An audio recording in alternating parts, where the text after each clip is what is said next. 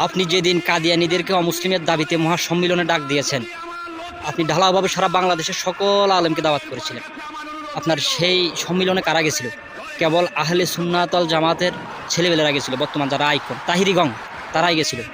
আর কেউ যায়নি, আপনার দাওয়াত কেউ গ্রহণ করেনি। আপনি সেই সম্মিলনে বঙ্গবন্ধুকে জাতির পিতা হিসেবে স্বীকৃতি দিয়েছেন। বঙ্গবন্ধু কখন জন্ম নিয়েছে, কখন মারা গেছে, কত ঘন্টা কত সেকেন্ড হয়েছে, আপনি তাৎক্ষণিক সেই ইনশাআল্লাহ। প্রধানমন্ত্রী, আপনার পিতার 100 বছর পূর্তি হতে আর 31 দিন বাকি। আপনি মহান উদ্যোগ নিয়েছেন, পিতার জাতির পিতার 100 বর্ষ পূরণ করবেন।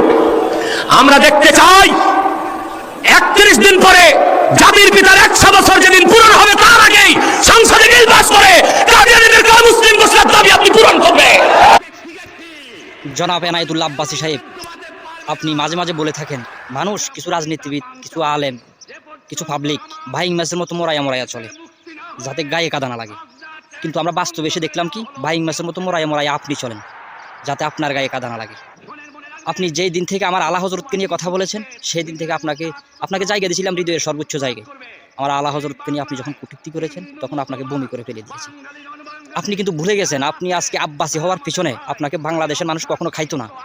আব্বাসী হওয়ার পিছনে সম্পূর্ণ অবদান হচ্ছে আহলে সুন্নাত ওয়াল জামাতের। কিন্তু আপনি মুনাফিকি করেছেন। আপনাকে কিন্তু একটা সময় কওমি আলারাও গ্রহণ করেনি, হেফাজত গ্রহণ করেনি, এই বিভিন্ন মতাদর্শের এই যারা আছে তারা কখনো আপনাকে গ্রহণ করেনি। আপনি আজকে আব্বাসী হওয়ার পিছনে সম্পূর্ণ অবদান হচ্ছে সুন্নাত ওয়াল জামাতের।